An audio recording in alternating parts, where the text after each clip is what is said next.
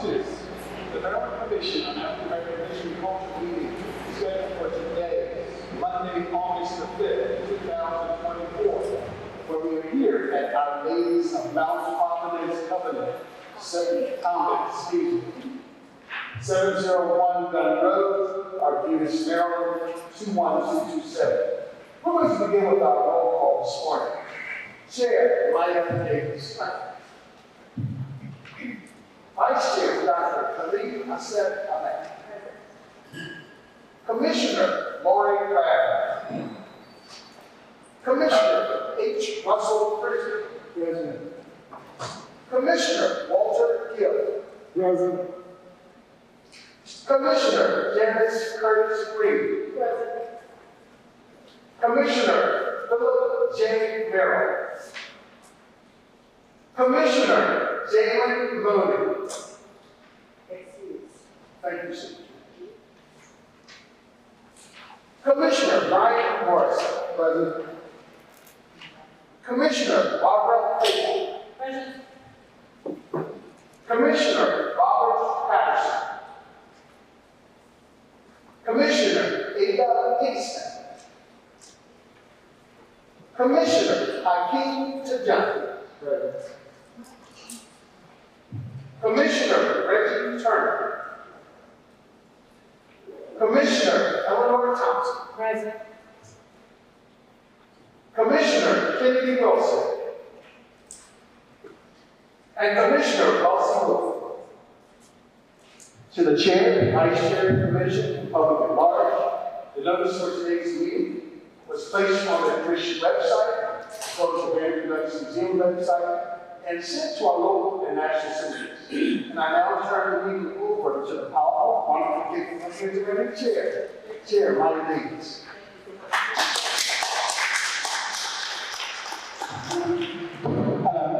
And just for the record, I do want to say that Commissioner Abraham is also excused for today. She had an emergency. Thank you so much. Good morning, everybody. At this time, just so we can keep with our time, I would like us to have our commissioners look at it. I know we actually have looked at the minutes that were sent to you in advance of this meeting, so if there are any edits or anything like that at this time, I ask that we make those recommendations at this time. Seeing none, I ask for a motion to accept the minutes. Second. It has been properly moved and seconded. All in favor, say aye. Aye. Thank you. I would love to have our Commissioner Janice Curtis Greene give us our welcome. Thank you. I'd like to get to the podium. This is Commissioner Tijani in our city side by side. Welcome to Baltimore County. This is an area of Baltimore County that people don't see very often, tucked back into the woods. But I'd like to welcome all of you who will come out and make the turns and twist the turns to find Our Lady of Mount Providence Convent. It means a lot for me to be here, as I was taught by the Oblate Sisters of Providence through St. Pius and St. Francis Academy. And yesterday we had our homecoming here, so I welcome you to this convent, and I welcome you to Baltimore County. I advise you to take a look at the display so you can see more of Baltimore County, which extends from this portion all the way to Middle River and Bel Air. Baltimore County is a huge county, and it's serviced by only 2 commissioners, Commissioner Tijani and myself. If there are issues in Baltimore County that relate to Baltimore County's African American history and culture, please feel free to see us after this meeting, and we will talk. We're glad to talk to you. Both welcome. Thank you very much. Good morning, everyone. Good morning. My name is Hakeem Tijani, and I'm serving on the commission from Baltimore County, representing Rita. I would like to join my senior commissioner. I'm a freshman, so I'm still learning for welcoming you all. And first of all, we give credit to all for organizing this. I did not know a thing to get it set up. She did it all. We just have to acknowledge that. Talking about what we have behind you, I think the most critical one for me, for all of us, because of the critical moment, is the election board. They are here, the electoral board is here. We have Ms. Johnson, representing Baltimore County, and then Nicole Hill, and Reginald County to register. But of course, if you live outside of any of these, you still can register or take a flyer or the QR code and then spread the news. As I was telling you, it's so critical to ensure that you register to vote. You know, as James Baldwin admonished all of us some years back, knowing is good, but understanding is better.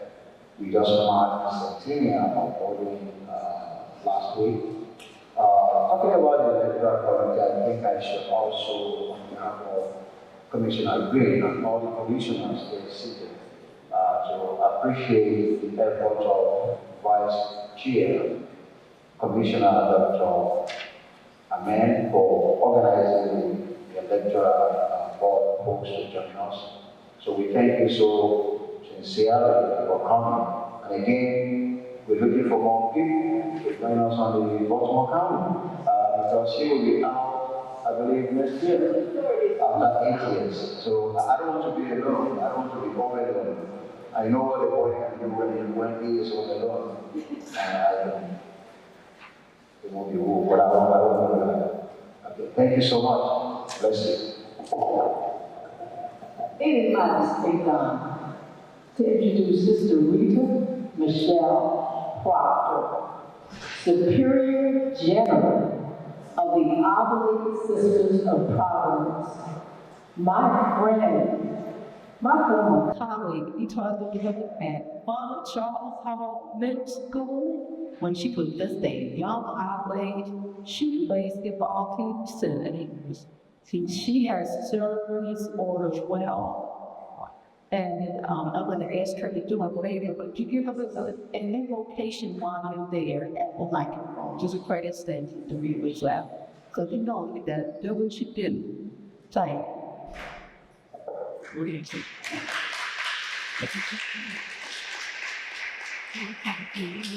Don't you love it when somebody calling you up and think you have one thing and you might love it and it's going to come through. Amen. Let us remember that we're always in God's omnipresence as we begin our prayer and our time together. Even though we're God, I thank you for the gift of this day. We thank you for waking us up this morning and starting us on our way. We give you all honor, glory, and praise for what we are about to do. We ask your blessing upon each one of us and let us be guided by your Holy Spirit, not only in our words, but also in our actions. That the people of God say amen. Amen. Good morning. Good morning. That's good. I want to say good morning. We had a big time here yesterday, and I'm really getting excited. So God help us up this morning, amen. And we have to come into praise Him for, amen. All right, let us open our ears and our hearts, and we begin this day. I share my Christmas will be very happy with that. We want your participation. On behalf of the Oblate Sisters of Providence, I would like to welcome you to our Lady of Not Providence Festival. This is walking about the home of the Oblate Sisters of Providence. Our mental house not only empowers our essential water, no longer able to laboring seniors, and tomorrow we celebrate the birthday of one of our CP and be 150 years old. And today, and we provide a surprise dinner for her. About 16 of her families and those are going to be coming from Ohio to celebrate her 100th birthday with the couple. So we have a lot of longevity in our community. She did it with our business congregation, Gilboa Minister, did it yesterday for many years, but was still at education for many years, etc. And it's also a place where we have a daycare center, we have a meeting center. And we used to have a non-Providence junior college here, calling that in the Saturdays. So there's industry that's still going on, but it's truly the home of the Allied sisters. And in our state, we now have the remains of our elders, Mother Mary, Banneker-Douglass Chapter. I would suggest we could have been in the chapel, however, many of our sisters are very retreated throughout this week, but I would still listen to stop you people to listen and visit on there. The Oblate sister that some of you may even know, especially Janice, it was the first Catholic religious order of women of African descent. It's the first. I was thought about the Oblate sister I was 5 years old. That was many years ago. However, I need to decades, we said that everything decided to be religious sister, I want to get Oblate sister. Janice was founded here in Baltimore, Maryland in 1829. This is history, and all the minorities. So I'd like to know these facts. 1829, October Ryan, at that time it was Rita and Father Flexer Gilboa, some ancient priests. Mother Lion, wives, and so early in the 1800s. Not really knowing what God was calling her to do, but she saw them to be the children of color, as they had called them those days.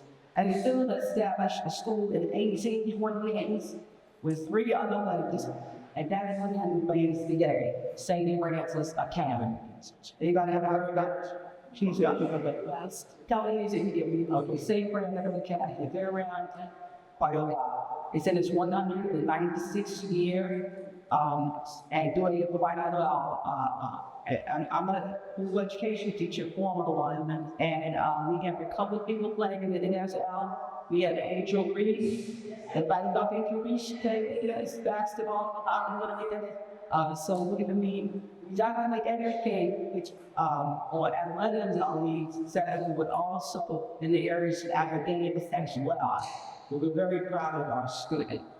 Mother Lina had been challenged that she could roll the magic and hold the colors, an immigrant, and a doctor.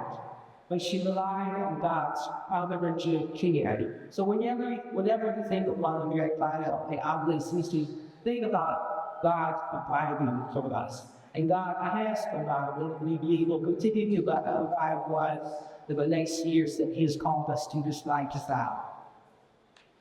Her legacy continues, as I feel, 195 years later. Mother Lina started from France and Canada that year before she established the community. And trust me, it's not easy within our young church to do so. There were many struggles. But she was persistent, and she remained faithful to her tremendous God and God's people. Today, she is one of the 6 persons of the religious disabled, according to the process of our Catholic Church.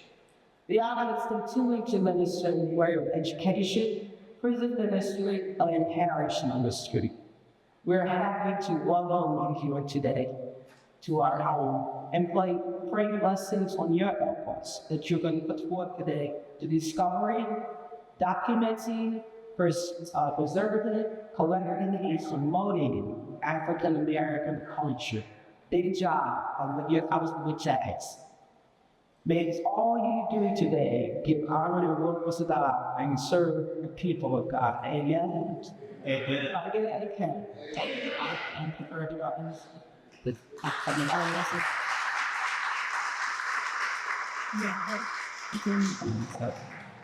Thank you so much for that rich and history that you just shared with us. Sister Rita, Proctor. We haven't been before, and I'm not your faith, so thank you for coming again. At this point, I would like to recognize the honorable speaker of the House, Adrienne Jones, who just came in.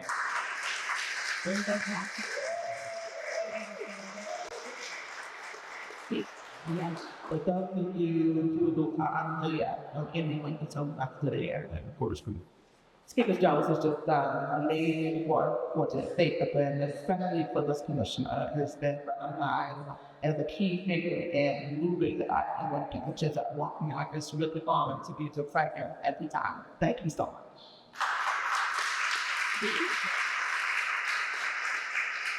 And before I cover about being forced, I just want to lay our hosting the Notice Commissioner Janice and Hakeem Tijani for pulling this wonderful hearing to get this coming meeting together today. And I just want to mention right now, so thank you to all of you.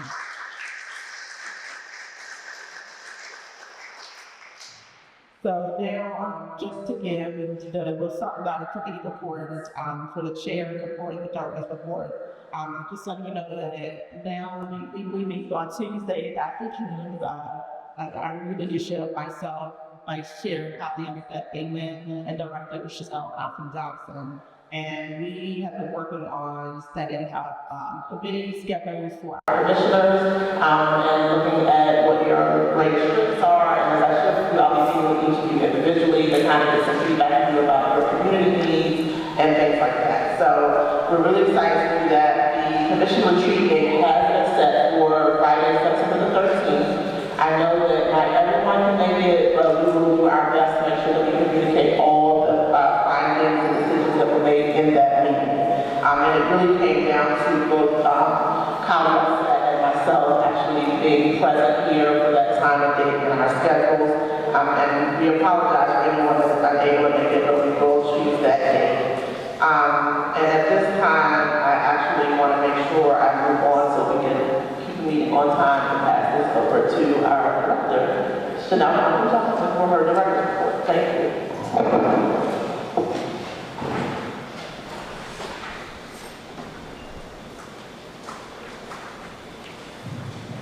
Good morning, everyone.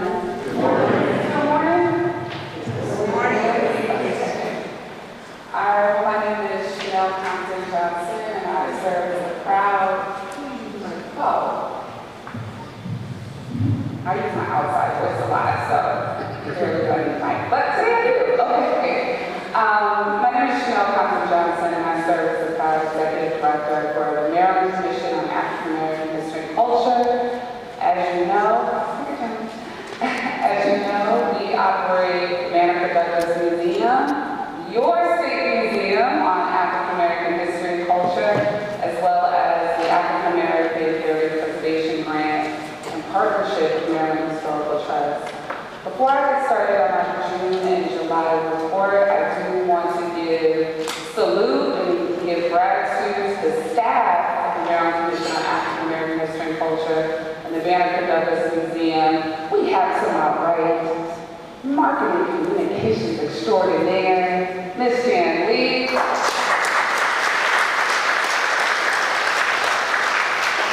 I would be remiss if I didn't say, join us on Facebook and Instagram, Banneker-Douglass Museum. Is that good? Okay. All right, and in the back, we have our education coordinator in charge. And you'll hear from our report for our after-school programs, our outreach initiatives, Mr. Abiola. Raise your hand. Marketing coordinator and program crimes in Jan Lee. We have Taja. And our newest marketing intern is Jolie Johnson.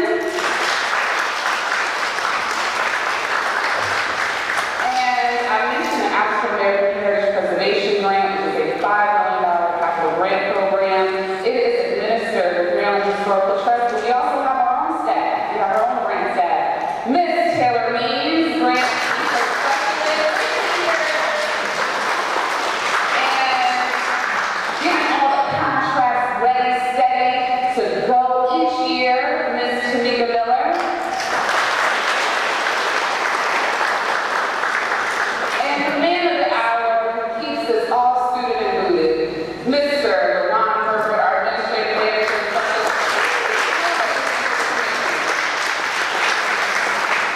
We have a small but mighty staff, but we've grown significantly. We went from 4 people to 10 people on staff, and we also grew on a fellowship program, which you'll learn about later today. And who just walked in, I'm gonna get you Martina Dodd, our curator collection. Yes. Martina is doing a fantastic job in preserving and sharing our history, and I'm excited to share with you all of the great things that we're doing this summer. And I will be, listen, we got an African American preservation on our knees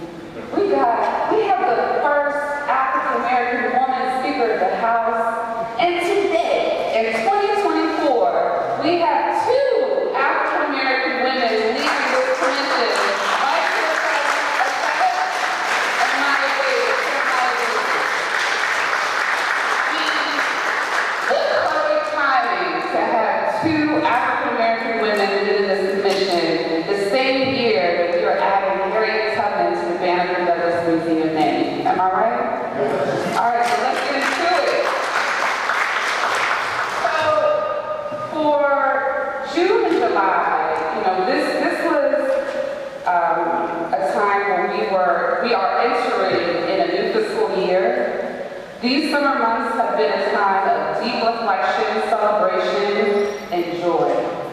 The past 2 months have been remarkably productive for our agency, marked by vibrant community engagement, strategic planning preparation, and internal development. So I'll be sharing with you some updates on our key accomplishments and anticipated initiatives. So for community engagement, we had our Rhythm and Hues Block Party. This was an interpretive program for Maryland's Year of Civil Rights. Governor Moore, along with our commission, announced that this is a milestone year in 2024, Maryland Year of Civil Rights, celebrating the 60th anniversary of the 1964 Civil Rights Act. So this block party, if you missed it, shame on you. It was an event that celebrated music from the Black Power era. We had a go-go band, we had performers from all over Maryland. It was alive and well on Franklin Street, I gotta tell you. So hopefully we'll do that again next year. Some internal initiatives. The African American Heritage Preservation Program grant led a staff retreat where we outlined internal administrative goals and objectives. This retreat facilitated open communication and collective strategizing with the commission and NHT staff to improve grant administration and internal communications, fostering a greater sense of unity and purpose.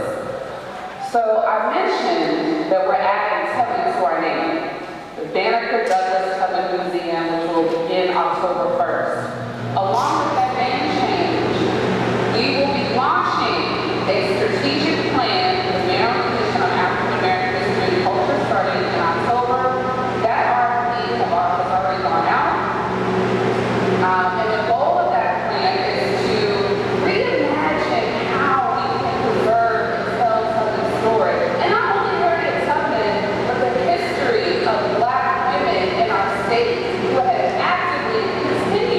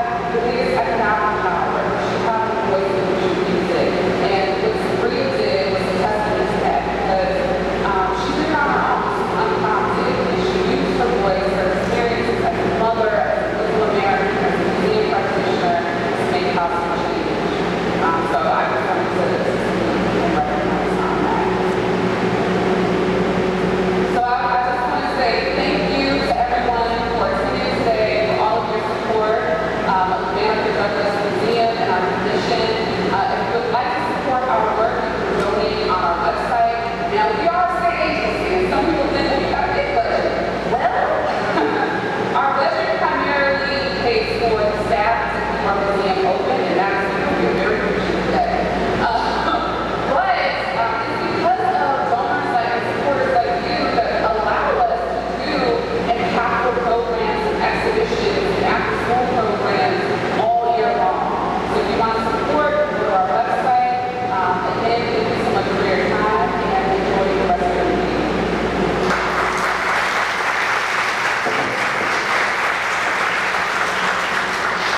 For that wonderful report, Director Johnson. At this time, I want to ask if we have a representative from the Finance Committee to report out in lieu of Mr. Turner not being here today. If not, I'm happy to read the report. So the Finance Committee, they actually met, and it looks like the most crucial commissioner update is that the FY25 appropriation is $1.6 billion, and the current blueprint includes the following: of the exhibitions manager, the capital budget for FY23 capital grant through DPS is $75K.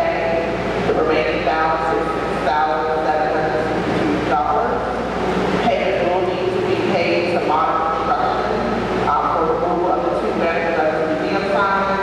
Signs are located on the historic wing on the Franklin Street side of the museum, and that's in preparation for the name change.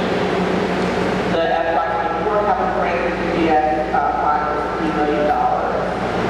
The committee's topics that need to be addressed is FY25 first quarter remaining funds. Related to the date of the last meeting was July 16, 2024. They reviewed the commission's FY25 budget and discussed the state and railroad budget process, which they actually reviewed copies of the state and railroad budget process, which was edification. The date of their next meeting, they will follow up on the July 16th meeting and discuss the FY26 budget request.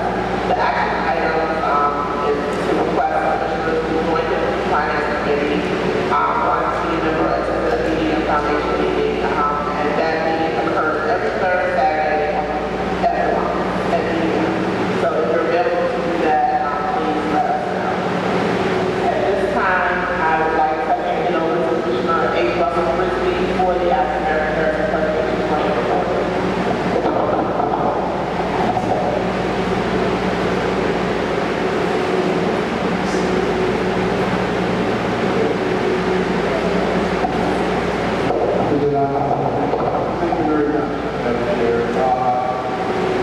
For those who are fairly familiar with the African American Heritage Preservation Program, it has a $5 million annual fund. Really, we'd like to thank Madam Speaker for that.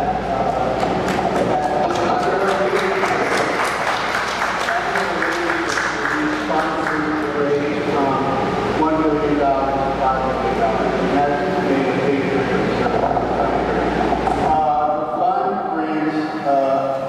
Issued grants and amounts ranging from $10,000 to $250,000. The purpose is to assist the preservation of buildings, sites, and communities of historical and cultural importance to the African American experience in America. And that has allowed us to make grants this time throughout the entire state. And you'd be surprised, I was surprised, how many sites, historic African American sites there are in the state. Gone all the way to country in order to preserve that. It's going to be a very busy year, a busy fall for the Commission. We've received 73 grants, grant applications. After the last go-round, we did an after-action review, and based on that, we modified the procedures somewhat. As was mentioned, there's a staff report, but the staff has worked closely with the committee, and we have put out, and this will be on, this is public record, it'll be on our website, the African American Heritage Preservation Program Grants Review and Panel Procedures and Guidelines, because there were a number of questions about how we operate, what do we take into account, etc. And we thought that it was important that this be available to the public. We are changing the procedure somewhat this year in that we recognize that it's very important that we have more than one person reviewing the site. So we're putting together panels that will be responsible, 5 panels responsible for viewing the site. Also, we recognize that we did not have enough people involved. So we are going to be putting out a call. We've been working with the state to put out a call for 15 to 20 public reviewers to assist us in making these evaluations. The actual decisions will continue to be made by the committee and the commission.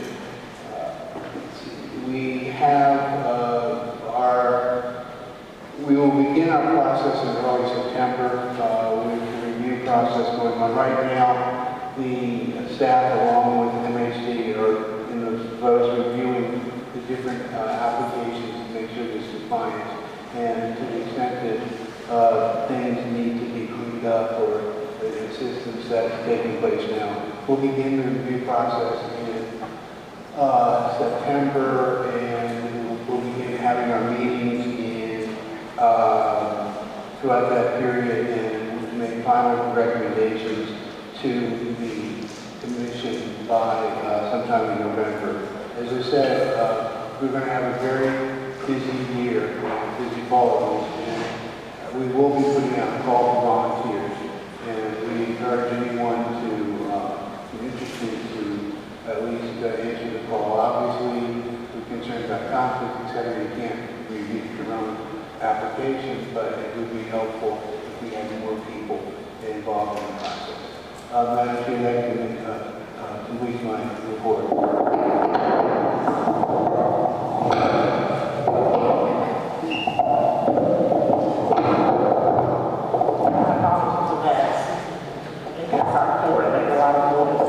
At this time, I will give the committee report for the BDM committee, and I should share with our commission.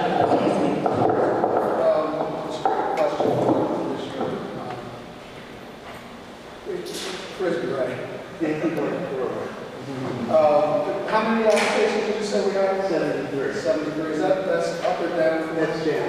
It's down. And obviously, we're going to be trying to examine why they have. That's significant. Are there any other questions at this time? Okay, ma'am. Thank you so much. At this time, I will give the report for the BDM Program Committee. I will be stepping down to chair that committee, and I'm now chair of the commission. It is a heavy lift, so I'm going to be stepping down from quite a few chair positions here. The BDM Committee, we actually met on August the 1st recently to discuss our symposium, which we have annually, and we also have our Harriet Tubman Lifetime Achievement Awards. And what we decided in the committee meeting is that we would actually combine the two to have a one-day program on November 1st, American Emancipation Day. We will have a ribbon cutting and press conference at the Banneker-Douglass-Tubman Museum on November 1st. And the goal of that is to amplify the history and legacy of Harriet Tubman and celebration of Black women's history and our vision and success for the Banneker-Douglass-Tubman Museum. That location will be in Banneker, as stated earlier. The max attendance is like 50 to 60 people. It will be a very brief program and ribbon cutting with light refreshments. The speakers for that day will be Governor Moore, First Lady Elinor, myself, Director Thompson, and Harriet Tubman descendant Ernestine White. The year will be an afternoon program with a focus on the Harriet Tubman Lifetime Achievement Award. The goal of that, and that will actually to be at Bowie State University in Prince George's County. And that goal is to amplify the history and legacy of Harriet Tubman there and make sure that we actually honor and recognize our recipients of the Harriet Tubman Lifetime Achievement Award. The exciting portion about that is the many individuals who need to be recognized, and our current House Speaker actually is a past recipient of the Lifetime Achievement Award. So it's good to see that this work is continuing on all of these years later. And then our guest speaker that day will be Nikki Giovanni. So I hope that you all... Nikki Giovanni. You heard me.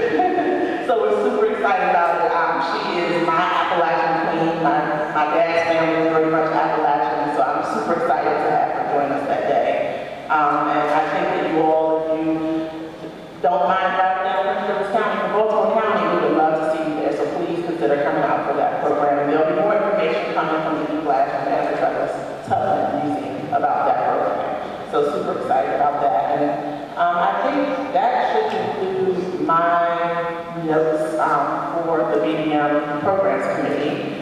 I will move on to the Strategic Planning Committee, which I don't have much more to say than what Chanel shared in her director's report, but the main goal of the strategic planning is really to get all of our commissioners familiar with our policies that we should be following from a state standpoint and making sure that we are all equipped with the proper documentation, things that we have to be successful moving on, and making sure that that institutional knowledge doesn't walk out the door every time we lose a few commissioners and have to bring more on. So we're really excited about bringing in the strategic planning piece of this. And I would say that concludes my report, but there was no official report. We hadn't met since the last time we met as a group.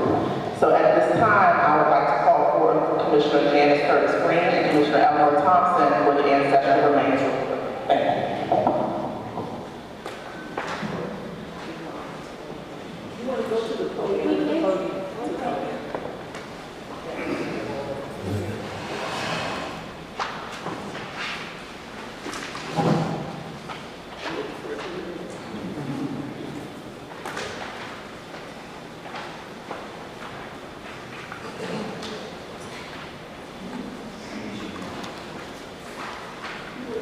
Glad to see everyone here today.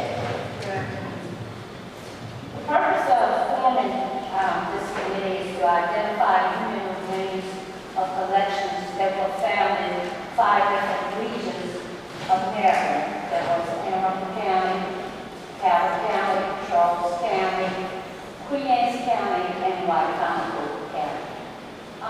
Currently, the collections are being held at the Maryland Archaeology Conservation Lab at Jefferson Patterson Park. Analysis will be conducted on the remains of both the collection and the living individuals who may be potentially related to the collections. Once the DNA reports are completed and the remains are connected to the relationship to the living individuals, this will allow the descendants to give their ancestors a proper burial. Research will be conducted in these 5 different areas by our Ancestral Remains Steering Committee. And our committee members are Commissioner Janice Greene and Commissioner Baltimore.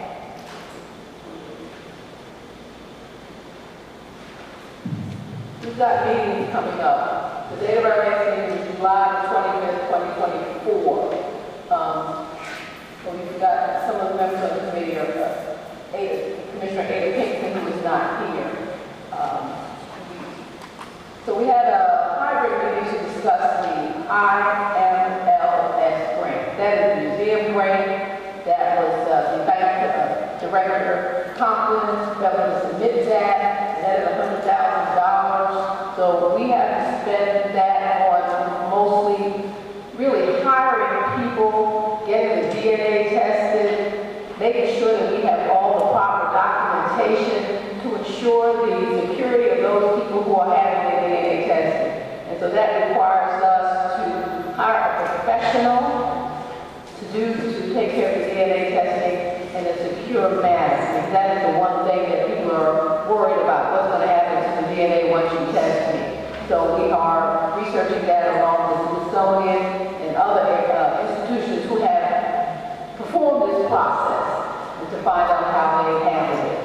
Barbara Payne has found us a great resource for that. We have dates coming up. We will be traveling, and just so you know, I'm going to be putting in for some, not the gas trip, but there's nowhere in the world I can drive to Common County, hold a meeting, and 2-3 hour meeting, and drive back in one day. I'm too old for that, all right? So, okay, I'm being honest. So, you know, there'll be a motel charge, somebody might have to pay for it. All right. So we're going to Banneker County. That first workshop is August the 11th to the 31st, and that's on the Eastern Shore. We have one in Charles County, I might be able to do that one. September the 28th, and the last one is the one in Whitehall County. Oh, we have today Anne Arundel County, and then Whitehall County. So those dates have already been set. And the purpose of this is to meet with the community so we can gain trust, so that they'll know who we are, what we're doing, and they have a chance to ask questions and find out exactly what we're doing. Because until you get their trust, they're not going to give you their family Bibles and their DNA, things that they've been holding sacred for years. So that's why we travel as a team. The dream team of Peggy Kingston, Commissioner Thompson, and myself, and so that people know that we are within spaces. And that this process is going to take past the time that Barbara, Peggy, Commissioner Thompson, and myself are on the commission. So that's a question to be brought up in the strategic plan, how this will be handled after June the 30th, 2025. But who's counting? Also, I just want to say one thing. We do have research teams in each region to help build the trust in the communities. And it's going to be a great thing because we are giving them some time. So that will help build the trust in the communities. And our next scheduled meeting, our next step is going to be to meet with the Ancestral Steering Committee. So just because those collections were found in different areas, that doesn't mean you will not be connected to the collection. So come on out to one of our workshops and learn more about our Ancestral Remains Preservation Committee. Thank you. Thank you. And before we dive into the program, I just want to ask Commissioner Patton questions for Commissioner Greene and Commissioner Thompson. Seeing none, I wanted to ask that you stay at the podium, which it looks like we're doing anyway, in lieu of Ada Kingston not being here today. Right, that's an emergency. This is great. The Harriet Tubman Lifetime Achievement Award was started by Lou Fields, and as he was retiring, he handed it over to the commission to be chaired by Commissioner Cheryl McLeod, and myself. Now it's grown because we want to have input from all the commissioners so that we recognize women who personify the courage and challenges of Harriet Tubman from all over the county. We sent out, get close to this, I can read thoughts.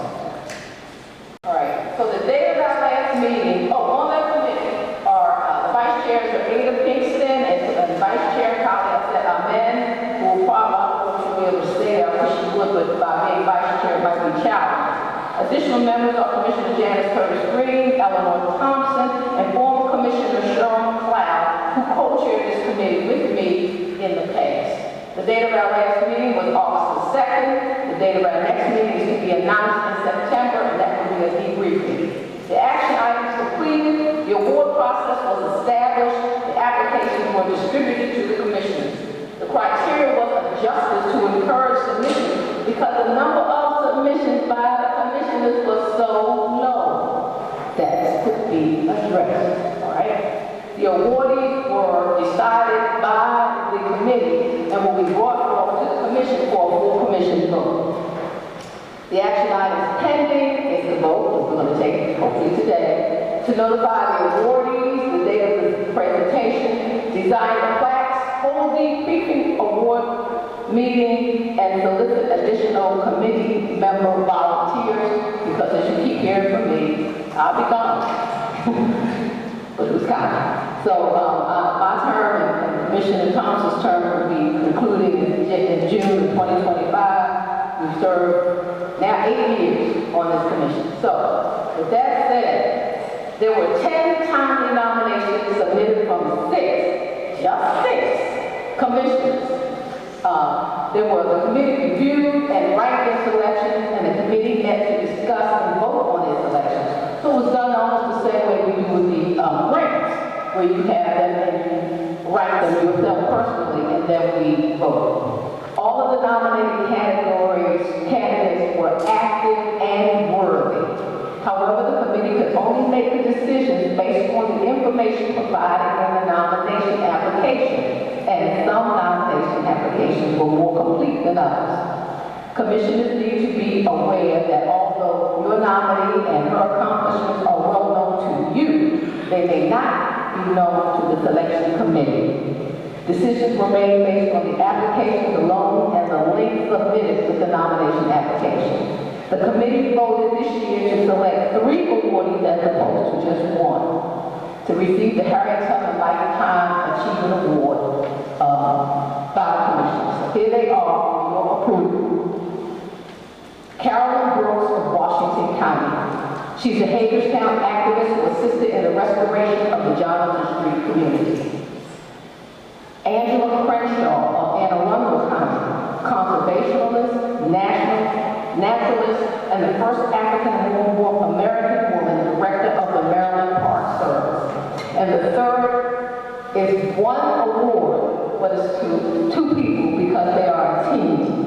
Paulette Greene and Donna Deere, known affectionately as the Aunties, submitted as 1 nomination because they are a couple who work together. And they're from Caroline County. They are farmers and naturalists who turned an 111-acre plantation into a farm used to teach and feed others. These 3 nominees span Maryland and represent varied aspects of the life, courage, and character of Harriet Tubman. Because of their community service, it was suggested that we invite the nominees that are not selected to the award ceremony and consider them for possible commissioners on this commission, since we are looking for additional commissioners. Awardees will be notified by the chair via phone and with the request to save the date, and then for the award ceremony, and then the chair will send an official congratulatory letter to each awardee. In addition, a letter will be sent to the nominees who were not selected, thanking them for their community service. We encourage commissioners to continue to support this commission-led project. And just so you know, the complete list of nominees were Carolyn Brooks in alphabetical order. Carolyn Brooks, Jill Carter, Angela Crenshaw, Paulette Greene and Donna Deere, the Aunties, Carmen Jackson, Early Ringgold Johnson, Belda King, Rena McKinney, Vicki Wilson, and Lynette Wallace. So at this time, I'd like to have a vote to accept Carolyn Brooks, Angela Crenshaw, and the Aunties, Paulette Greene and Donna Deere, to receive the Harriet Tubman Lifetime Achievement Award from the Commission for 2024. Before we take a vote, can we ask if any commissioners have any questions for Commissioner Greene in this regard? Seeing that we have no questions, can you put that in the form of a motion?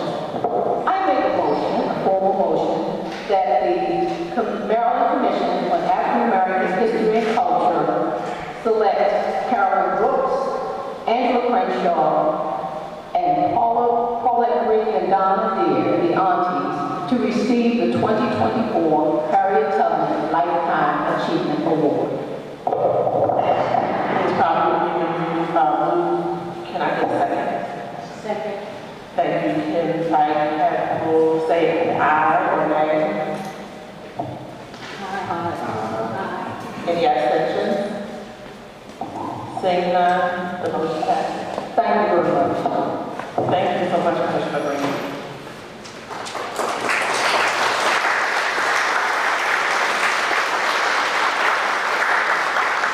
And my apologies to the public. We actually have 2 reports that were left off of the agenda. The MCAAHC Historical Communication and Public Relations Committee report and the Reginald Maryland Museum Background History and Culture Board Director's report, which both will be given by Commissioner Morrison at this time.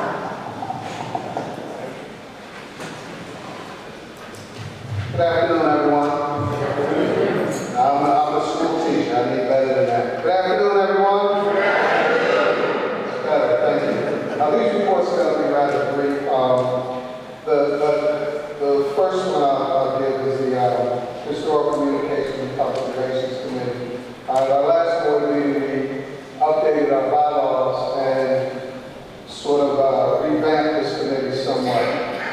committee has not been functioning in the manner in which has been most efficient, and we're in an effort to make it function much more efficiently.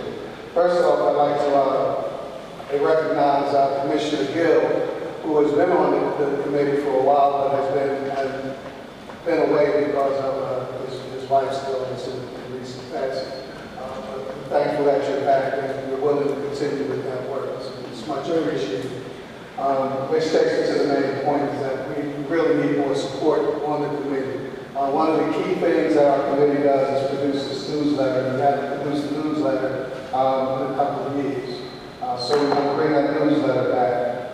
We did meet, Jan and I met when June 7th, June, July, June 7th, June, July. I think it was June 17th that we met, and July 17th. And we discussed some points on moving forward. One of the things that we did was we had, not only does the Banneker-Douglass-Tubman Museum have social media presence, but also the commission has its presence as well. So we would encourage everyone to, especially commissioners, to join our space on both LinkedIn, Facebook, and Instagram. And anything that you're sharing and posting, to do that, because one of the key goals of this commission is to locate, preserve, and disseminate information to the public about significant events, sites, and figures related to African American history and culture to the public at public meetings and elsewhere. So we're encouraging folks to join the social media space and to share the things that you're doing and the things that others are doing to meet that aspect of not only the committee's goal, but the commission's goal. And then I'd like, we're looking for volunteers to support us. Because we're going to bring the newsletter back, and the other aspect of sharing and disseminating information, we're looking to do that in other spaces, and that's our regular public meetings, but other types of public meetings that are outside of the public meetings. So that's something to cut down the road. As far as moving on to questions about that,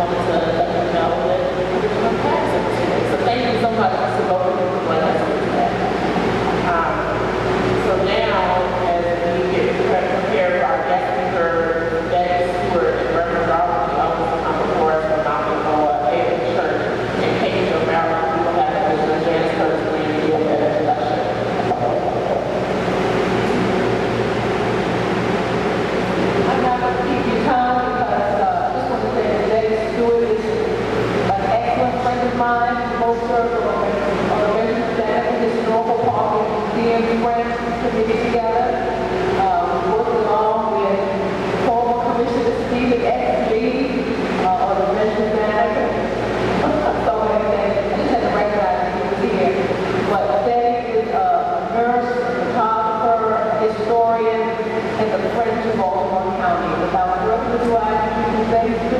Because it's about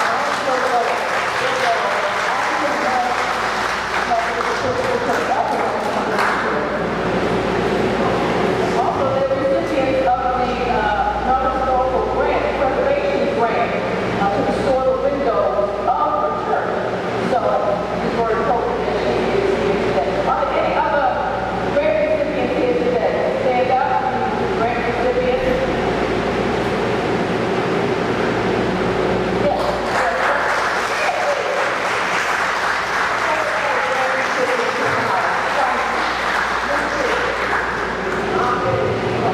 Yeah, good afternoon, everybody. She's right, they call me Mom Betty. That's another talk show.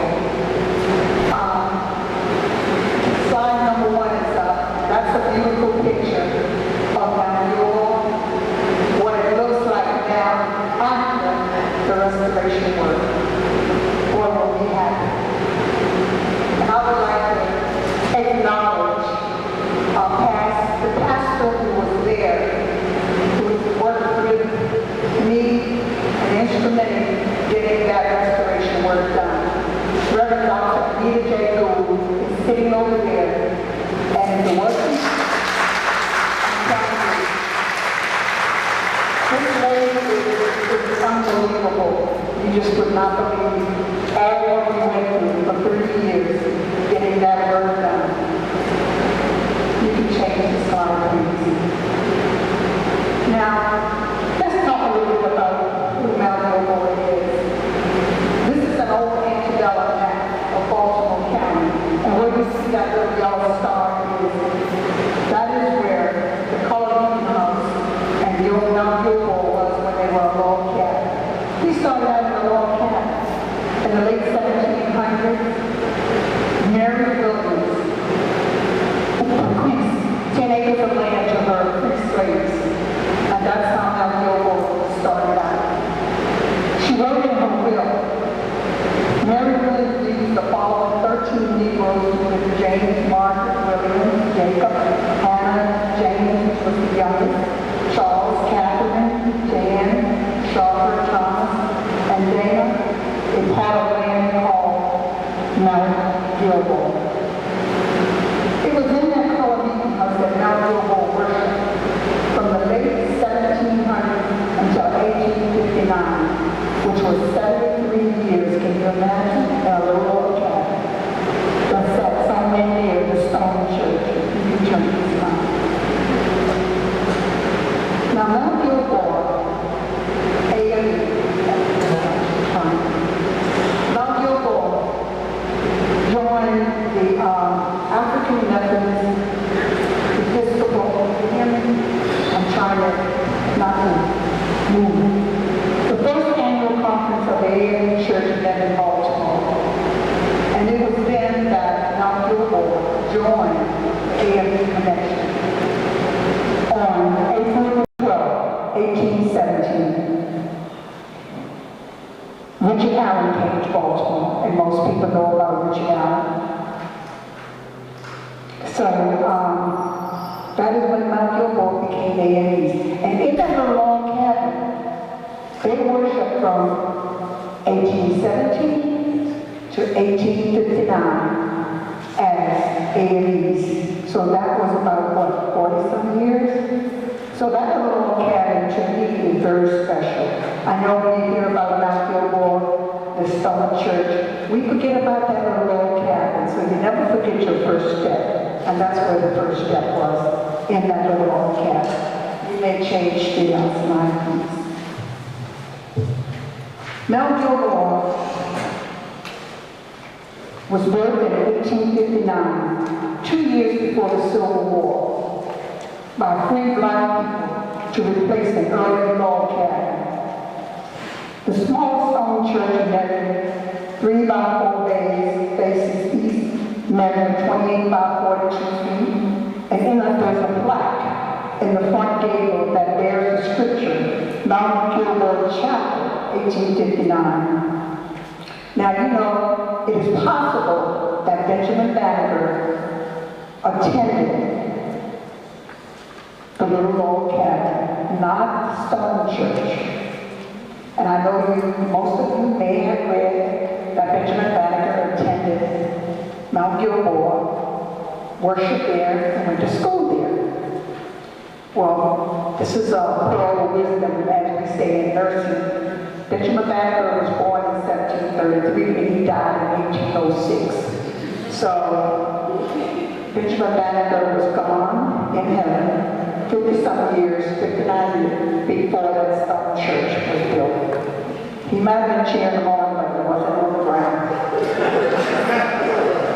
So excuse me for a little sense of humor.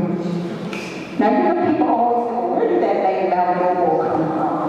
Well, I did some research, and I found out that on April the 24th, 1771, Joseph, Nathaniel, Andrew, and John Ellicott, they were millwrights. They purchased 50 acres of land along the Catonsville River in Baltimore County from a farmer named Emmanuel.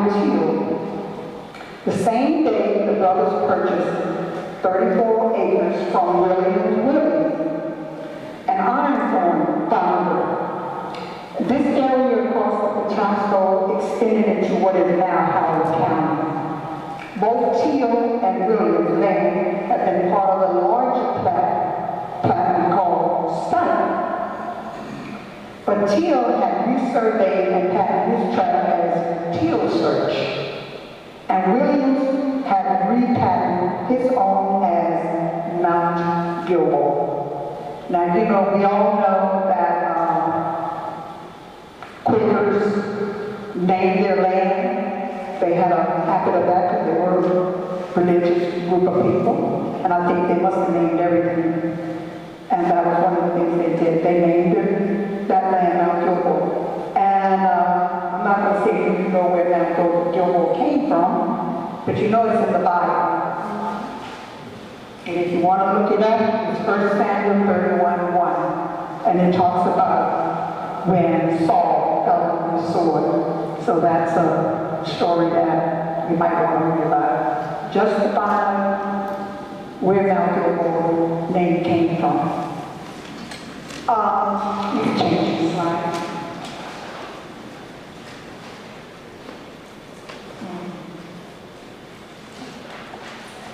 Mount Gilboa Obelisk Memorial.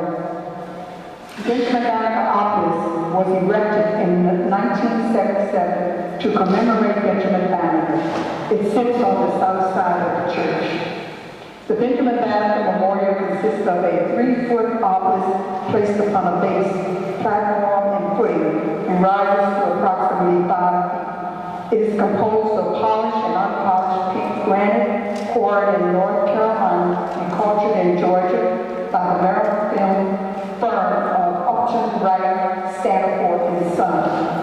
The memorial was designed by Baltimore artist Lawrence H. Hurst, who was commissioned by the Maryland Bicentennial Commission and the State Commission on African American History and Culture. Mr. Hurst was previously had sculpture busts for Frederick Douglass, Paul Lawrence Dunbar, and the late Walter Carter.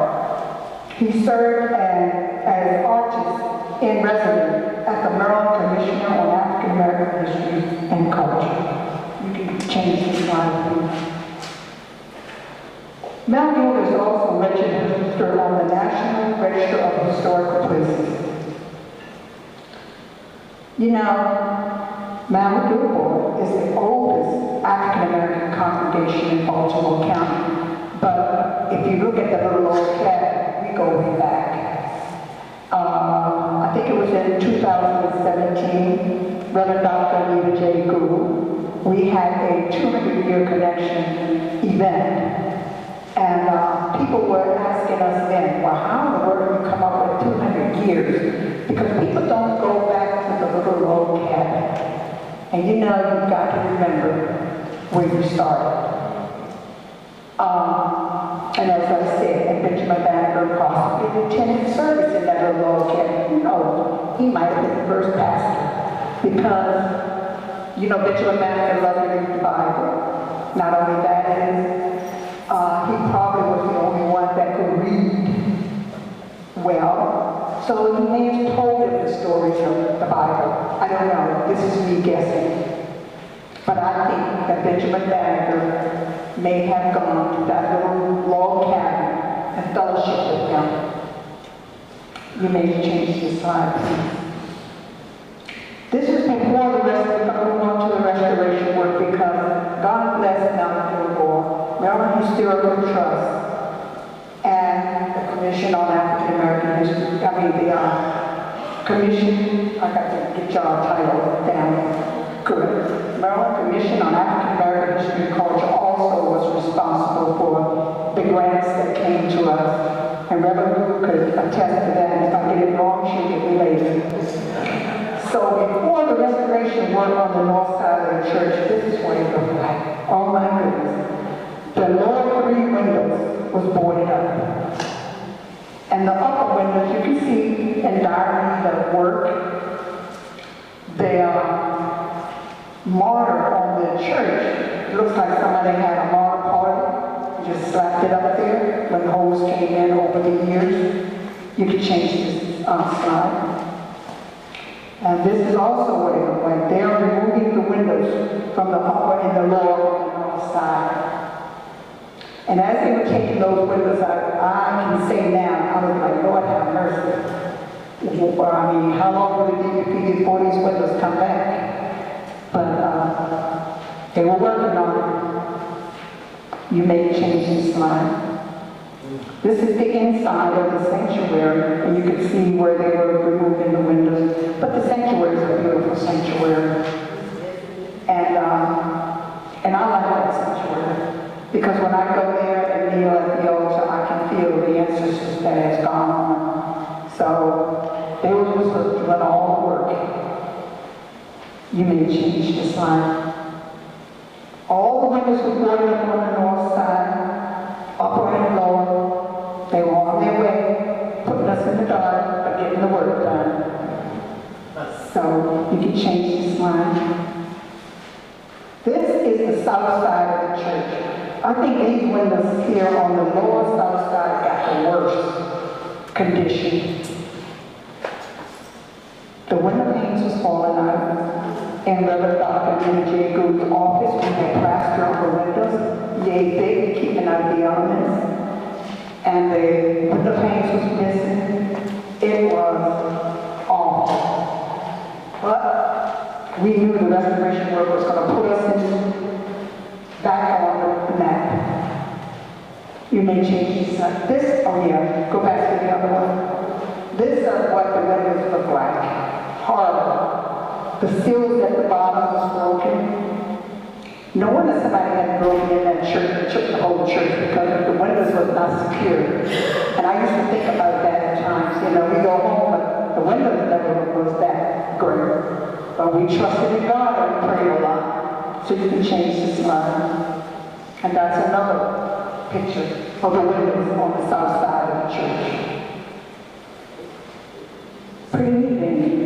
Pretty bad. Okay, so you can change the slide. And this is another picture. These are just pictures on that south side because those windows were really the worst. They were the worst.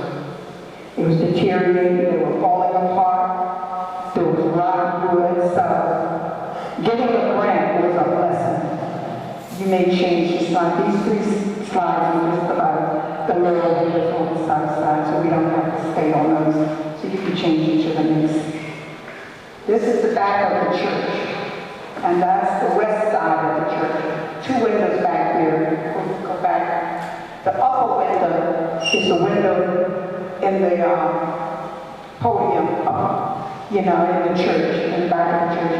The little window down at the bottom there was in the kitchen, and you can see a little round hole that was a dent. I think they put that in there for when they made a stove or whatever they were doing when they turned it into a kitchen. So I'm not going to get it. All right. The next picture is, we are all boarded up. But you know what? After the reporting of the stonework and the 23 windows was removed to be repaired, We were in the dark. But we kept on worshiping God. We kept on praying. And Reverend Dr. J. Greene kept us going. We even had company come to the church. And all we said to them was, we get the work done. And Reverend Greene was a trooper. I mean, I could not say enough about this lady who helped make Mount Gilboa what it is today.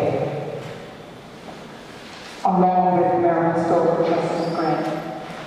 So now, we turn aside. Here we go.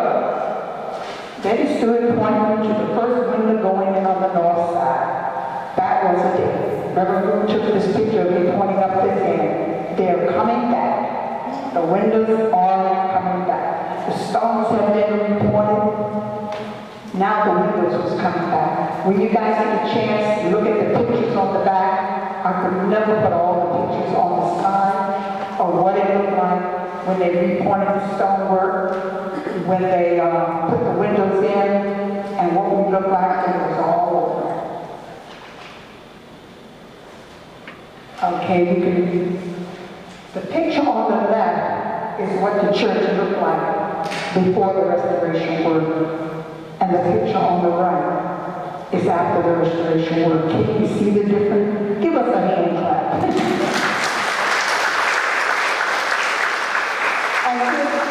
Maryland Historical Trust and the Maryland Commission on African American History. Give them a clap because it's some more church. As Maya Angelou said, and just realize. And this is what we look like today. It is so beautiful. And look at those bottom windows that was falling all right and dry. They look beautiful. They look beautiful. We were so happy. And we got tired of people walking past the church asking us if we were condemned. And, you know, I was like, kind of sorry, but we coming back.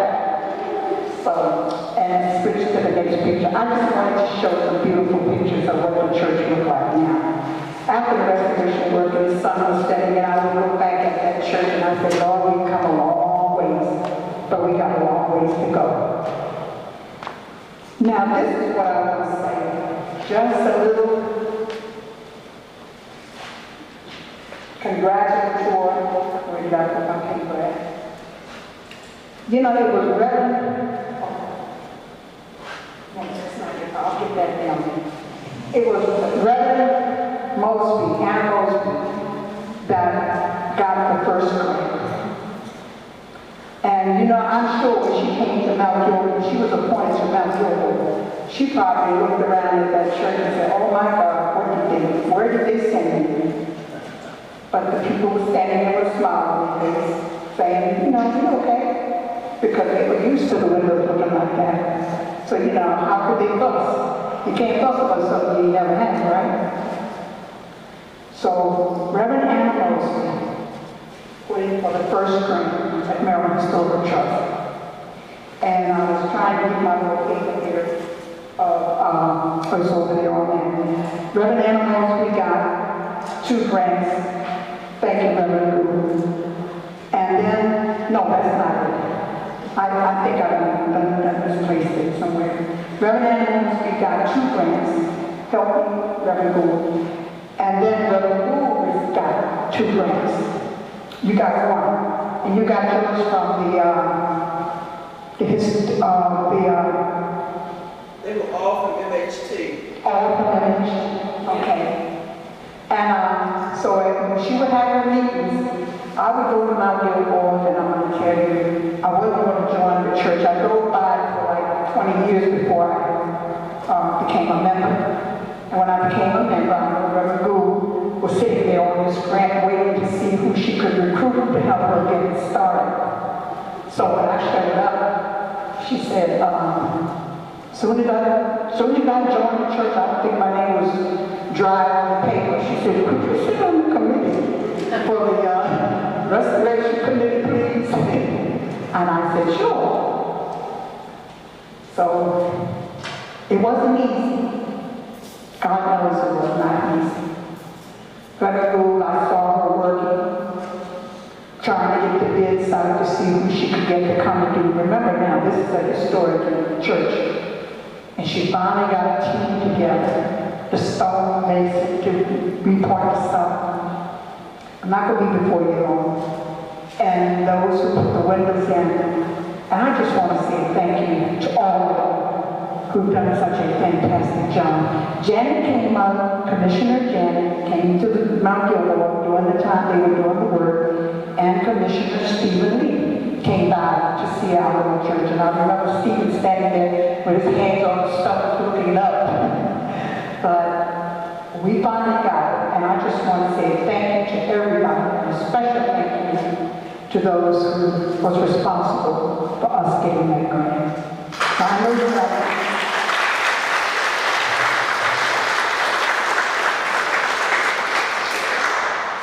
I have a question. Is your church listed on the Network to Freedom? Is it listed where? On the Network to Freedom? Underground Railroad? No. Now, there's some grants that's coming up in May. I think Dr. Cheryl Roach worked on one of those grants some time ago. I did a little research. There's a part of Orchard Street AME Church too, as well as the Underground Railroad came through Orchard Street as well, that's connected to Mount Gilboa. Okay. That I can tell you later on about those grants that will come up in May. The deadline just passed, so if there's any more work to be done with that particular church, you can file to get it on the. Okay, what about other churches, like the church that Reverend Dr. Anita J. Cool has, Agape AME Church? We can talk about that. Okay, thank you very much. I'm just looking out for everybody.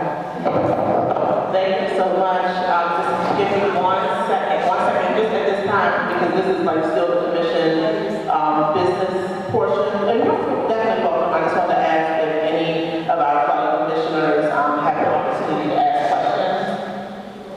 And just for the education of the audience, we typically during this portion, all questions come from the commission, and there'll be an opportunity right after this kind of networking to further question and answer, but just so we can kind of keep to our time as well, and follow the order of the business meeting. Then thank you. I just want to say thank you so much, Ms. Betty Stewart. It is small community churches like this that make us proud to see that the funding is actually impacting communities, and you have done such a beautiful job of sharing the church's history, showing how the church has been preserved, and I look forward to learning more about this. I'm really excited to see our funds in action. Okay, if you look at the pictures back there, you'll be excited to see more. Thank you. So much. And if I can ask another just a whole other question until we end. At this time, I definitely want to transition into new business because we have just 30 minutes left and we still need to have time for everyone to introduce themselves. I have 2 points of order for new business. The first is the Maryland Election Truth and Reconciliation Commission public hearings. For those of you who are not familiar with the Maryland Truth and Reconciliation Commission, it is a commission that was established by the General Assembly and actually was charged with going around to the 18 counties in which a lynching occurred and having public hearings from the community and descendants. The commission was impacted greatly by the pandemic and had to stop immediately their work and resume meeting virtually. And so now there have to be a number of extensions to keep forward the life of the commission's work and making sure that they hold those public hearings. The first set of public hearings were done, one was done virtually, and in fact we had a couple that have happened. But the ones that will be coming up soon, just for the public to know, are Montgomery County on October the 5th, a shared hearing between Harford and Cecil counties on October 26th, a public hearing for St. Mary's, Calvert, and Charles collaboratively on November the 16th, one for Kent, Caroline, and Queen Anne's counties on December the 7th, and one for Prince George's County on January the 25th, 2025. I have pronounced those dates for our commissioners. If anyone in the public would like to know about those dates, you can visit the commission's website. All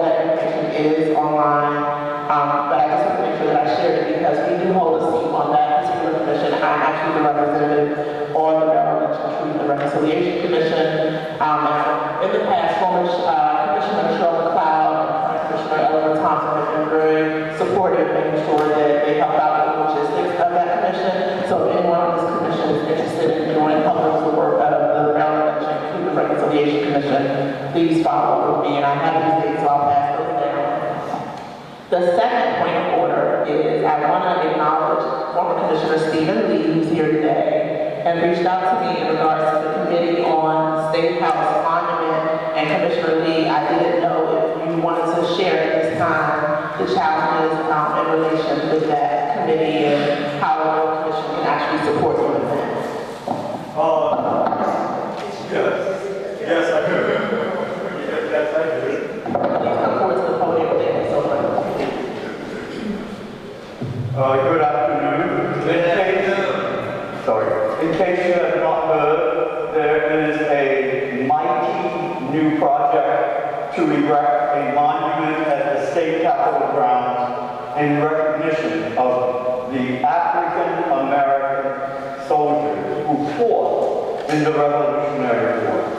I don't know about you, but I grew up in schools here and I was never ever taught that black men, free black men, enlisted and fought alongside their white brothers in the Revolutionary War for the birth of our nation. The struggle for this monument dates back at least 5 years. It's been an honor to lead the fight, but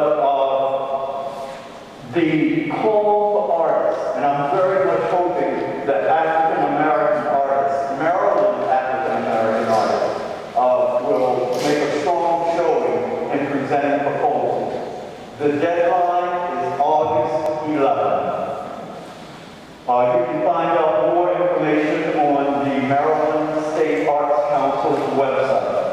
I hope that our community will follow the development of this monument.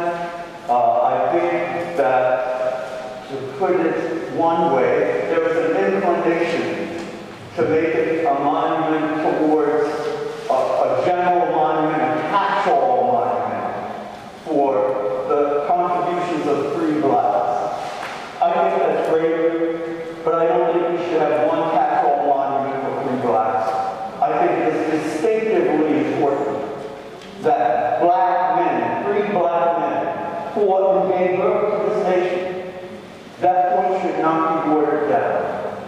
And we don't need one catch-all monument. This needs to be the first monument. Then we need monuments to recognize the contributions of women in the Revolutionary War, the contributions of enslaved people, not just one monument as a catch-all. So I do want to say that. I must acknowledge that there have been many people who have stood up to call for this monument, and I would be really remiss if I didn't acknowledge our Speaker of the House, Miss Adrienne Jones. Without her, this project would not have happened, and so many other of the projects. Ms. Stewart is so humble. You have no idea how much work she did to make this happen, and she's recognizing everybody. That woman would get up early in the morning to nothing and go open the doors, and the workers come there and change those windows.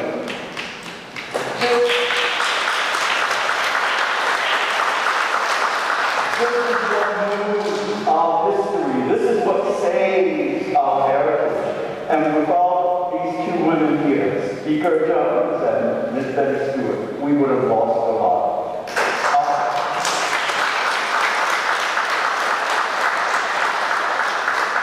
If any of you know black artists, especially black sculptors, please urge them to submit an application, a proposal by August 11th. Thank you. Thank you so much. I'm always delighted when we see our commissioners continue to stay engaged with our commission. We stand on the shoulders of so many amazing commissioners.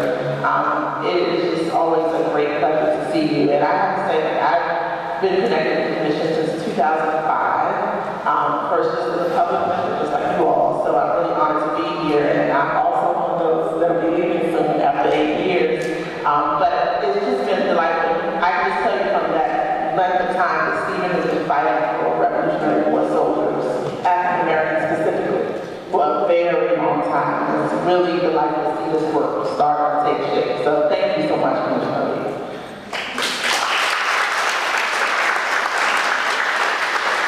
I did know before we adjourned, I didn't know if any commissioners had questions in this regard for former Commissioner Lee.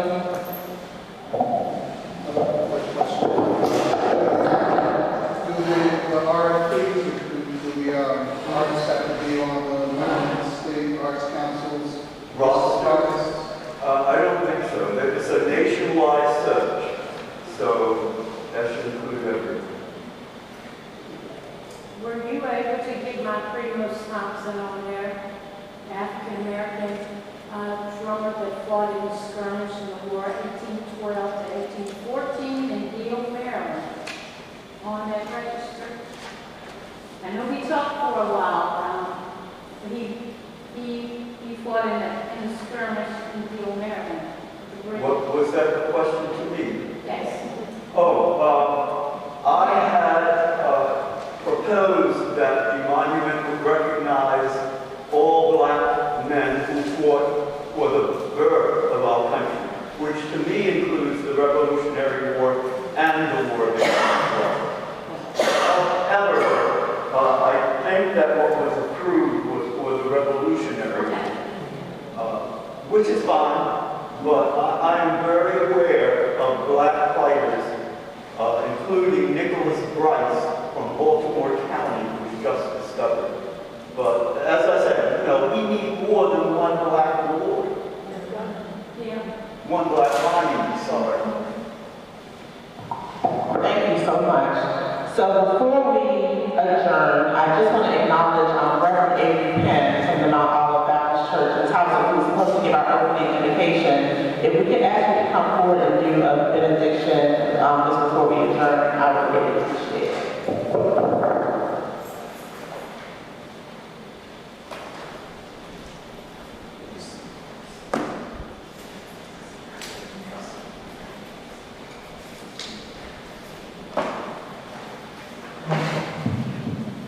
Shall we stand with me?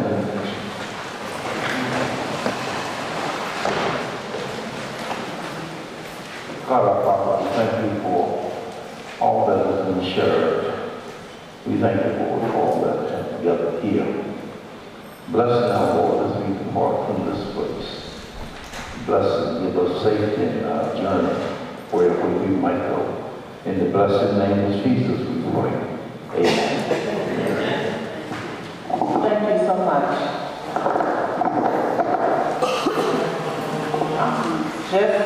I wanted to take a moment, and I just want to share that this is my first time meeting this public meeting, so many years I have watched. And you think you had to figure out, but then you just people realize I'm making a mistake the first time. So I want to let Janice make a brief remark about Reverend Avery, and then we'll have each person say your name and your organization, and any programmatic, exhibition, things that are coming up, please, I ask that you stay that or networking after the adjournment so that we can kind of get started and connect together. Please say your name and your organization only. Reverend Avery Penn, I met him totally by accident. I say by accident, but I believe God has accident when I was looking for a venue for this meeting. He is the pastor of Mount Olive Baptist Church in Houston. And I want you to take a look at what the church looked like at one time in the back and what it looks like now. He completely restored that church. That church is the last remnant of Sandy Bottom, which is that area in Houston that was first inhabited by the slaves freed from emancipated from the hand of plantation. And then little by little, as they expanded, the county priced them out of their own land. And he holds on to that corner of Boston amidst all of the expansion that Baltimore County tries to do. He has sat in meetings where they talk about turning that corner into 7-Elevens and everything else, ignoring the fact that his church is there and it's going to stay there, and he fights constantly for that congregation. That and Pleasant Rest Cemetery that sits on the hill that applied for an MHT grant but didn't get it this time around. But I just want you to know how much I respect and honor this man that I have just met and talked to for all the work he has done to preserve the African American presence, all of his House and Town Hall and all the other. That church sits on that corner in the midst of all of that. And I thank you, Reverend Penn, for coming out today. And one other thing, I want to thank you. There's some members here too, about 4 people along with me. If you would stay, just stay, because you're going to get a chance to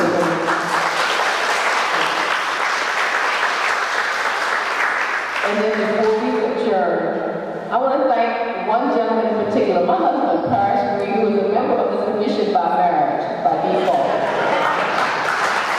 Yesterday, there was an event in this room with tables where we all ate dinner. I was part of the Oblate Sisters Homecoming, and I'm on the committee. After it was over, he helped clean, sweep, move the tables around here. The younger gentlemen from my Bible study class at my church came and they helped change this room around. And then I got him up at the crack of dawn this morning and asked could he stand in the hot sun to direct the parking. And of course he says what he always says, yes dear. So that's after 50 years of marriage. So I just want to thank my husband for doing that for me.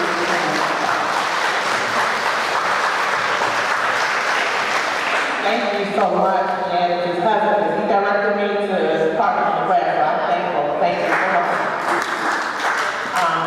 So at this time, if we could have everyone start to just say your name and your organization so that we can then move to adjourn.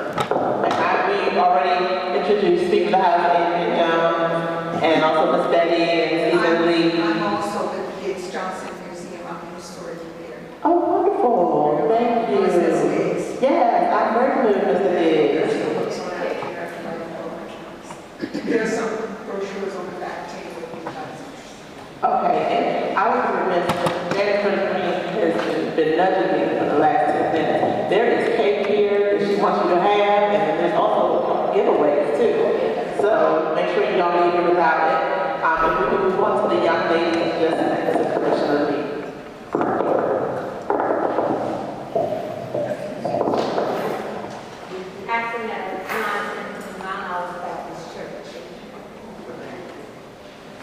I'm Betty Stewart, also from Mount Holly Baptist Church. And her great-grandfather was the first pastor of Mount Holly Baptist Church. George Collins, African American Firefighter Historical Society and International Black Firefighter Museum and Safety Education Center, and of course, a recipient of the grant from the Northwestern African American History Council's African American Heritage Preservation Program. Judge Spencer, I'm not part of the organization, so I'm pleased to support my friend Betty.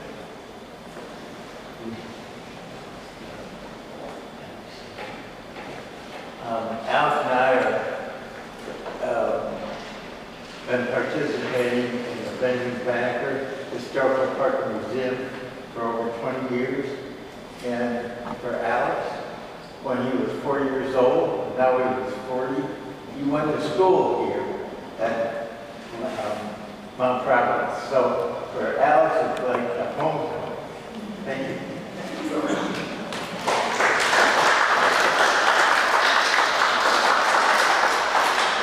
My name is Kyle Neighbor from the 7 Improvement Association of Queenstown Branch in 7 Maryland.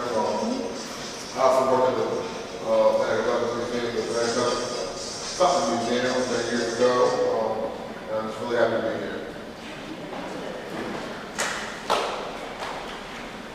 Good afternoon, my name is James Morgan III. I am a doctoral student and on the faculty at Morgan State University as well. So my last name is Morgan, I go to Morgan, you can't figure out who I am. And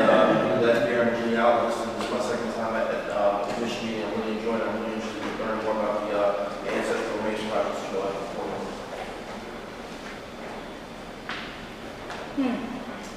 name is Angela Wilson. I'm on the board of directors at White Marsh Historical Society. And I'm also part of the Sacred Heart Cemetery Project in Greene. And I wanted to say to this lady, Gilboa, that in the 1800s, my first cousin, 5 times removed, Reverend Thompson, preached at Mount Gilboa. And he also used to put instructions for the slaves to escape in his sermons.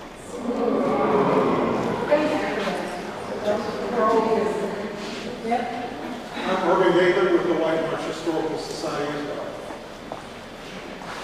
Kathleen Mitchell, representing the Jackson Mitchell family in Baltimore City, currently working on 1230 Gilboa Avenue, owned by my father, Dr. Keith Mitchell, African American Medical Office for over 100 years. I'm Marcelina Rodriguez. I represent Anne Arundel County Public Library, and I'm eager to connect with the Banneker-Douglass Museum. I'm Reverend Rita. I will label myself now as the restoration pastor of Gilboa AME Church. I currently serve as the pastor of Agape AME Church in Laytonsville, Maryland, in Montgomery County. My name is Laura Harris Watson, and I represent John Wesley United Methodist Church Cemetery on the East Fork Peninsula, Annapolis Neck Road. I'm also a historian, 6th generation East Fork Peninsula, Annapolis. David Armenti, Maryland Center for History and Culture. Hi, Abby Schreiber, Maryland Center for History and Culture. Hello, I'm Gloria Summer from the London program. I'm Gail Leipzig, and I'm in the Southern England program. I'm Julie Brian, and I'm also with the Southern England program. I'm Richard Greene with the Catonsville Museum. Kyla Coles with the Taxco Heritage Greenland at Howard County Center for African American Culture and supervising the summary of the I'm Tamika Berkeley. I'm an archivist for Johns Hopkins University Sheridan Libraries. I'm also the co-director of the Community Archives Program under Harriet Tubman. Angela Cooley. I teach archives and curations at the University of Northern College Park. I'm also the co-director of the Heritage Baltimore and I'm the meeting chairperson for the Oblate Cultural Arts. Good afternoon. My name is Reginald. I'm with Mount Calvary Community Engagement Corporation, which is in Harlem, Maryland. We have been blessed to receive $186,000 grant from this commission, Royal Commission on African American History and Culture. Thank you all so much for it. That's to help restore our meeting halls in the Bird Tree Community Center for our area. We also are using some of that money to restore and preserve some of the graves in our cemetery. We have over 100 veterans in our cemetery going back to the Civil War that I know about. It's probably earlier than that. And we also applied for a grant, fiscal 2085 grant, to continue the work that we're doing there. And we're just so grateful for the commission and your generosity. And thank you all for all that you do. And it's a pleasure being here today. And lastly, our church, Mount Calvary Methodist Church in Arnold, is having an old-fashioned camp meeting this Sunday, August 11th, starting at 3 p.m. Everyone's about to thank you. Good afternoon. My name is Nancy Goldring. I'm the president of the Northeast House Improvement Association, which is the what I call the organizational voice for historic East Towson. I'm a 7th generation descendant of families formerly enslaved at the Hampton Plantation. I'm here to support Reverend Penn and his campaign to have the cemetery restored. It is the Mount Olive Baptist Church, the Pleasant Rest Cemetery, and the Sandy Bottom community are actually sites on the Road to Freedom Trail, which is a cycling and pedestrian trail that Baltimore County, along on the East Housing community is currently exploring for feasibility. It connects 13 sites of historic significance from Hampton to Goucher to East Housing. Good afternoon, everyone. My name is Gilboa. I am the Vice President of Bushy Park Community Cemetery. It's an African-American cemetery located in Cookeville, Maryland, in Howard County. I am also a veteran of a barn group.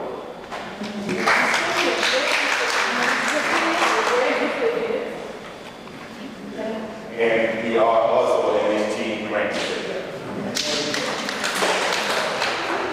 Hello, everyone. I'm Sabrina Hassan, Director of Programs for the Banneker-Douglass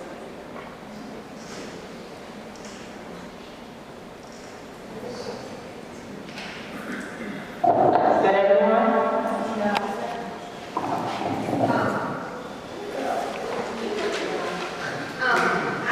I've already introduced as being a former commissioner. I'm here today on behalf of voter protection, and so we have information to make sure that anyone who is eligible to vote will vote. So please come to our table along with our registered to vote information here from Hamilton County and Baltimore County. There you go.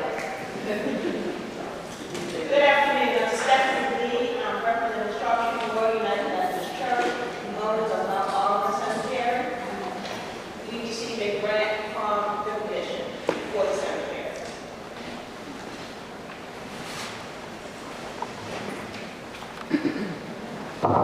If that's everybody, thank you so much for joining us here today. We are always happy when we have people to come out and support us, and we hope to see you in future meetings. We do move around the state. We will do 6 regional hearings yearly, and so I hope that you all come out. I know everybody lives here locally, but it's really nice to move around the state and see the work that's going on across the state. At this time, I make a motion to close and adjourn our public meeting of the Maryland Commission on African American History and Culture. Been properly moved and seconded. All in favor, say aye. Thank you. Thank you so much for coming out today.